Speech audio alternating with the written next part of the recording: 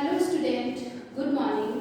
Shivaji group of institutions की इस online में 9th यूपी बोर्ड के सभी विद्यार्थियों का स्वागत है। बच्चों, मैं सोमा तिवारी हिंदी विषय के अंतर्गत आज आपको संस्कृत खंड में संकलित पुरुषोत्तमः रामः इस पाठ का हिंदी अनुवाद पढ़ाने जा रही हूँ। बच्चों, इसके पूर्व संस्कृत खंड में जो पाठ सदाचार है वह अब हटा दिया गया, यानी 30% जो कोर्स कम हुआ है उसमें वह पाठ है, इसलिए अब हमें उसे पढ़ने की जरूरत नहीं है। तो आज हम पुरुषोत्तमः रामः अर्थात पुरुषों में श्रेष्ठ राम इस संस्कृत पाठ के श्लोकों का हिंदी अनुवाद पढ़ेंगे। तो बहुत ध्यान से आप जो है इसका हिंदी अनुवाद पढ़ें।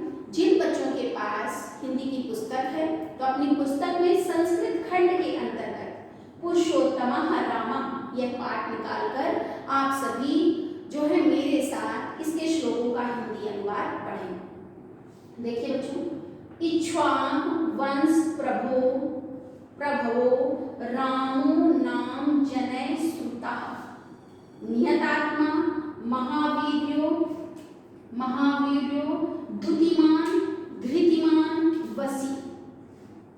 सबसे पहले बच्चों हम संस्कृत के शब्दों का हिंदी अर्थ जान लेते हैं। इक्ष्वाक माने होता है इक्ष्वाक, वंश माने वंश में, प्रभयो माने उत्पन्न, इक्ष्वाक वंश में उत्पन्न, रामो नाम माने राम के नाम को, जनय माने लोगों द्वारा, सुता माने सुना गया है। इक्ष्वाक वंश में उत्पन्न राम के नाम को लोगों द्वारा सुना गया है, जो कैसे थे? नियत आत्मा। नियत आत्मा माने होता है अपनी आत्मा को वश में रखने वाले, जो अपनी आत्मा को वश में रखने वाले। महावीर माने महान पराक्रमी। द्युतिमान माने कांतिवान, जो कांतिवान।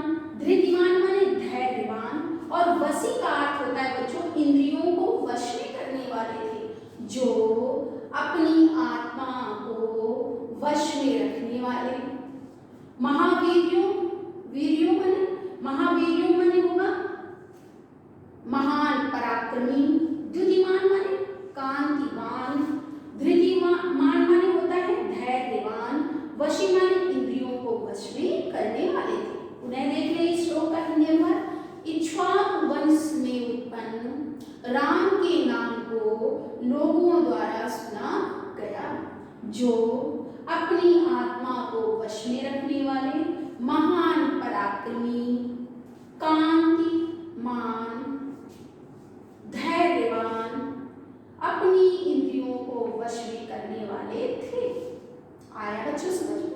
दूसरा देखो, बुद्धिमान, नीतिमान, वाग्मी, श्रीमान, छत्रु, निबर्हणा। बुद्धिमान माने जो बुद्धिमान थे, नीतिमान माने नीतिमान थे, वाग्मी माने बोलने में चतुर थे, श्रीमान माने होता है शोभा, और श्रीमान माने शोभा संपन्न, और छत्रु निबर्हणा माने होता है शत्रुओं का नाश करने वाले थे, जो शोभा से संपन्न और शत्रुओं का नाश करने वाले थे या शत्रुओं को नष्ट करने वाले थे। विपुल विपुल विपुलासु, विपुल माने बड़े बड़े, अंश माने कंधों वाले, विशाल कंधों वाले, महाबाहु माने विशाल भुजाओं वाले, कमुग्रीवो माने होता है शंख, कमु माने होता है शंख, शंख के समान गर्दन वाले, महाहनु, हनु माने होता है ठोड़ी और बड़ी ठोड़ी वाले। फिर से देखो, नहीं आया समझ में? बुद्धिमान, जो बुद्धिमान थे, नीतिमान, नीतिमान थे, वाग्मी माने बोलने में चतुर थे, श्रीमान माने शोभा से संपन्न, छत्रु निबर्हणा माने होता है शत्रुओं का नाश करने वाले थे, विपन्नासु माने विशाल कंधों वाले, महाबाहु माने विशाल भुजाओं वाले, कमुग्रीवो, कमु का मतलब होता है बच्चों शंख, और ग्रीवो माने शंख, गर्दन,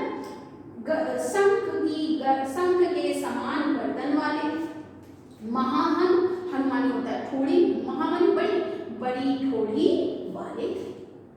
बच्चों, तीसरे पर आओ।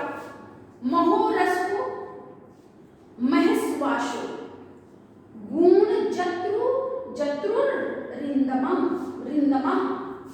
महोरस्को माने होता है बड़े वक्षस्थल वाले या विशाल वक्षस्थल वाले। महस्वासो माने विशाल धनुष वाले। गुण जत अरिंद्रम, गुण माने होता है धसी हुई थी, जिनकी नसें मांस में धसी हुई थी, अर्थात मांसल शरीर वाले थे।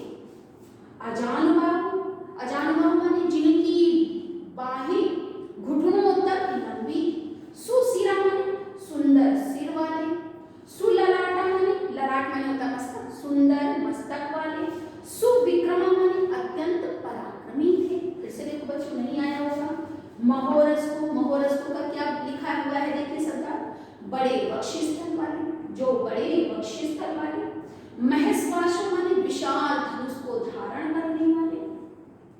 गुण जतु अरिंदमः माने होता है गुण जतु अरिंदमः, जिनकी नसें मांस में धसी हुई थी, अर्थात मांसल शरीर वाले और शत्रुओं का नाश करने वाले थे। अजानबाहु, अजानबाहु माने जिनकी बाहें घुटनों तक लंबी थी। सुशिरा माने सुंदर सिर वाले। सुललाटा माने सुंदर मस्तक वाले या सुंदर मस्तक वाले। सुविक्रमा माने और अत्यंत पराक्रमी थे। आया बच्चों समझ। अब हम आते हैं श्लोक संख्या 4 पर। सम, सम का मतलब होता है पक्षपात रहित, जो पक्षपात रहित अर्थात समान व्यवहार करने वाले थे। सम विभागांग, सम विभागांग माने जिनके सभी अंग समान रूप से विभक्त थे। स्निग्ध वर्णा माने होता है, स्निग्ध माने साफ, वर्णा माने रंग वाले, जो साफ रंग वाले। प्रतापवान माने प्रतापवान। पीन वक्षा, पीन वक्षा माने होता है विशाल वक्षस्थल वाले। विशाल लक्ष्य, लक्ष्य माने होता है अक्ष माने आंखों वाले, विशाल नेत्रों वाले। लक्ष्मीवान शुभ लक्षणम, और लक्ष्मी धन और लक्ष्मी धन और संपत्ति और शुभ गुणों वाले थे। धन संपत्ति और शुभ गुण वाले थे। बच्चों इस शब्द का जो शब्दार्थ है मैंने यहाँ लिखा है, लक्ष्मीवान शुभ लक्षण, इसका होता है लक्ष्मी माने धन संपत्ति, शुभ लक्षण माने शुभ लक्षण वाले थे, जो धन संपत्ति और शुभ लक्षण वाले थे। तो चौथा श्लोक हो गया। अब पांचवें पर आओ बच्चों। धर्मज्ञ, धर्मज्ञ माने धर्म को जानने वाले, जो धर्म को जानने वाले। सत्य संध्यस्य, और सत्य का निर्वहन करने वाले या सत्य का संधान करने वाले। प्रजानां च हिते रता, चाको आगे लो, और प्रजा के हित में लगे रहने वाले या रत रहने वाले। यशस्वी, ज्ञान संपन्न माने ज्ञान संपन्न। शुचि, वश्य माने होता है, शुचि माने पवित्र आत्मा वाले, और वश्य माने होता है इंद्रियों को जीतने वाले। समाधिमान माने होता है संयमी या जो है तपस्वी जीवन जीने वाले थे या तप करने वाले थे। एक बार बच्चों पुनः देख लो ताकि अच्छे से समझ में आ जाए। और बच्चों आज का जो मैं HW दे रही हूँ यानी गृह कार्य दे रही हूँ वो यही है कि पुरुषोत्तम राम के 5 श्लोक मैं आज आपको इस वीडियो में पढ़ा रही हूँ, और उन 5 श्लोकों का हिंदी अनुवाद आपको अपनी HW की कॉपी पर करना है। तो एक बार पुनः देखें। इक्ष्वाकु वंश प्रभयो रामो नाम जनय सुता, इक्ष्वाकु वंश में उत्पन्न राम के नाम को लोगों द्वारा सुना जाता है या सुना गया है। जो नियत आत्मा माने जो अपनी आत्मा को वश में करने वाले। महावीर महान पराक्रमी। द्युतिमान कांतिमान। धृतिवान माने धैर्यवान। वशी माने इंद्रियों को वश में करने वाले थे। फिर से सुनिए। इक्ष्वाकु वंश में उत्पन्न राम के नाम को लोगों द्वारा सुना गया है, जो अपनी आत्मा को वश में करने वाले, महान पराक्रमी, कांतिवान, धैर्यवान और इंद्रियों को वश में करने वाले थे। दूसरे श्लोक पर आइए। जो कैसे थे? बुद्धिमान थे, नीतिमान थे, वाग्मी माने बोलने में चतुर, और शोभा संपन्न तथा शत्रुओं का विनाश करने वाले थे। विपन्नासु विशाल कंधों वाले, महाबाहु विशाल या बड़ी बड़ी बाहों वाले, कमरुग्रीव शंख के समान गर्दन वाले, महाहन और विशाल या बड़ी ठोड़ी वाले थे। तीसरे पर आओ बच्चों, महोरस्तु, महोरस्तु माने विशाल वक्षस्थल वाले, महेश्वासु माने विशाल धनुष को धारण करने वाले, गुण जत्रु अरिंदमः और जिनकी नसें मांस में दबी हुई थी, अर्थात मांसल शरीर वाले और शत्रु का नाश करने वाले थे। अजानबाहु जिनकी भुजाएं घुटनों तक थी, सुशिरा सुंदर सिर वाले, सुललाटा सुंदर मस्तक वाले, सुविक्रमा और अत्यंत पराक्रमी थे। चौथे पर आओ, सब संगार्थ क्या बताया था मैंने? पक्षपात रहित, जो पक्षपात रहित, समविभागतांग माने जिनके सभी अंग समान रूप से विभक्त हों, स्निग्ध वर्ण माने साफ रंग वाले, प्रतापवान माने प्रतापवान, पीनवक्षा माने विशाल वक्षस्थल वाले, विशालाक्षु माने विशाल नेत्रों वाले, लक्ष्मीवान शुभ लक्षणा और धन संपत्ति तथा शुभ लक्षणों वाले थे, शुभ गुण वाले थे। ठीक है बच्चों, आया समझ में? अब पांचवें श्लोक पर धर्मादि माने धर्म को जानने वाले, जो धर्म को जानने वाले, सत्य संधस्य और सत्य का संधान करने वाले, प्रजा नाम चाहिए रता और हित माने होता है कल्याण में, रता माने लगे रहने वाले, प्रजा के हित में लगे रहने वाले, यशस्वी ज्ञान संपन्न, शुचि माने पवित्र, पवित्र आत्मा वाले, वर्ष्य माने इंद्रियों को जीतने वाले, समाधिमान माने तप का जीवन या तपस्वी जीवन या त्याग का जीवन जीने वाले थे। तो बच्चों आया होगा समझ में? अभी इसके श्लोक रह गए हैं जिनका हिंदी अनुवाद मैं आपको अपने अगले वीडियो में पढ़ाऊंगी। तो आज के लिए बच्चों इतना ही पर्याप्त है। Have a nice day.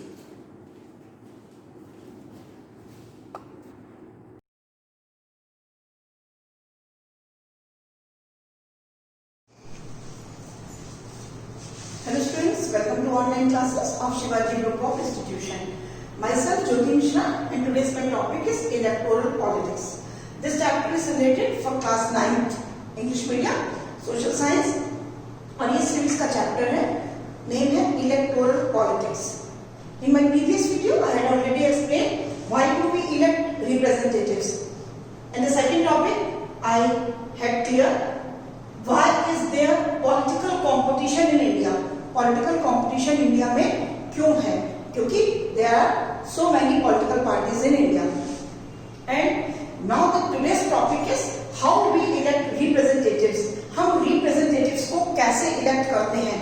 मैंने बताया कि पब्लिक ओपिनियंस को गवर्नमेंट तक पहुंचाने के लिए या रिप्रेजेंटेटिव्स को पार्लियामेंट तक पहुंचाने के लिए या फिर रिप्रेजेंटेटिव्स को लेजिस्लेटिव असेंबली तक पहुंचाने के लिए हमें कौन सा प्रोसेस है, किस प्रोसेस से हम अपने या कॉमन पीपल अपने रिप्रेजेंटेटिव्स को गवर्नमेंट बनाती है या गवर्नमेंट बनाने तक वहां तक पहुंचाती है, तो उसका जो एक प्रोसेस है, दिस प्रोसेस को हम इलेक्टोरल पॉलिटिक्स बोलते हैं।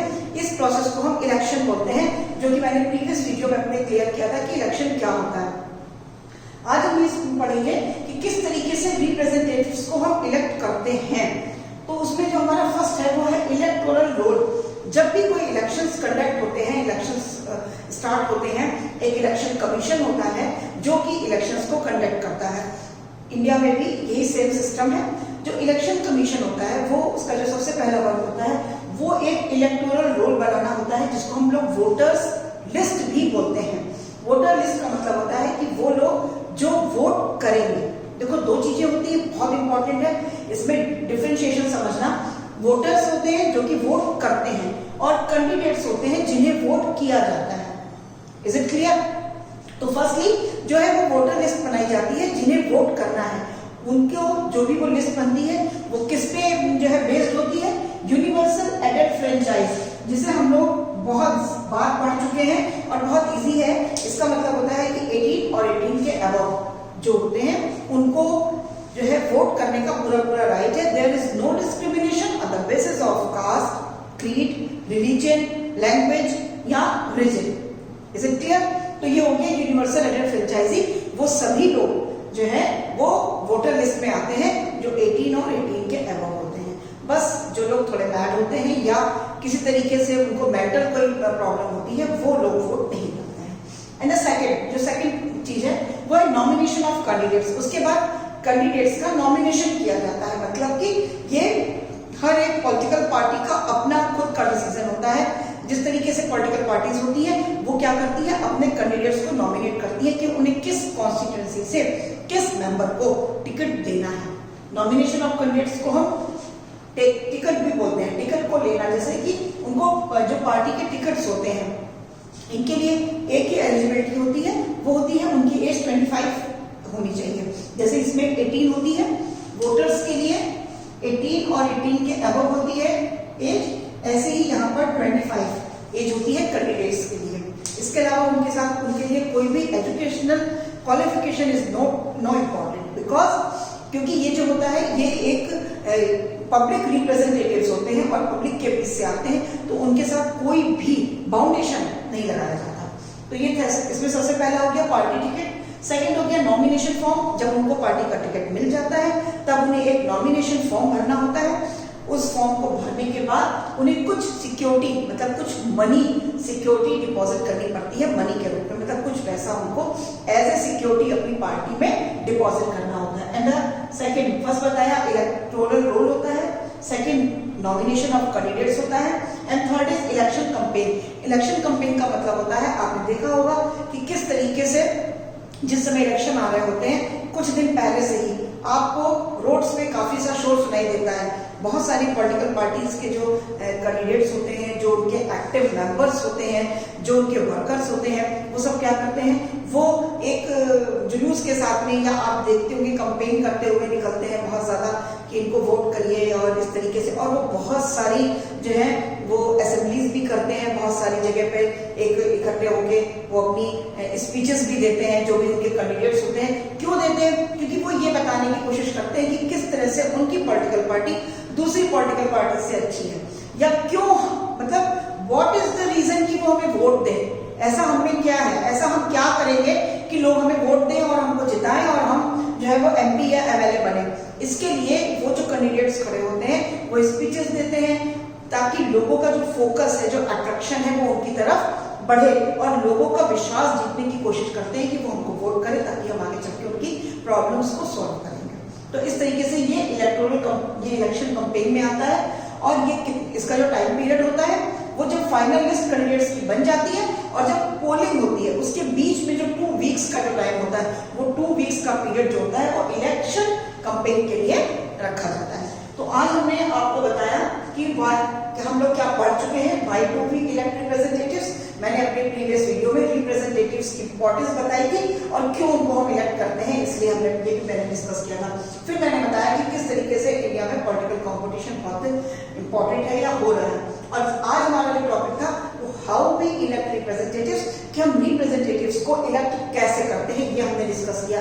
And now in my next video मैं डिस्कस करूंगी polling and counting of votes, कि किस तरीके से जो भी ये वोटर्स हैं जिनका नाम वोटर लिस्ट में आ गया है वो किस तरीके से पोलिंग बूथ तक पहुंचते हैं, वहां पर अपने पोलिंग वोट को पोल करते हैं, अपने वोट्स देते हैं, और उसके बाद वहां पर क्या प्रोसेस होता है ये भी हम डिस्कस करेंगे।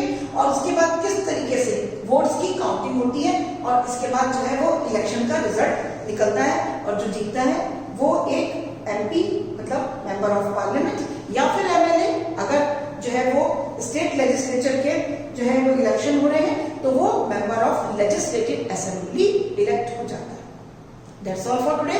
Thank you, have a nice day.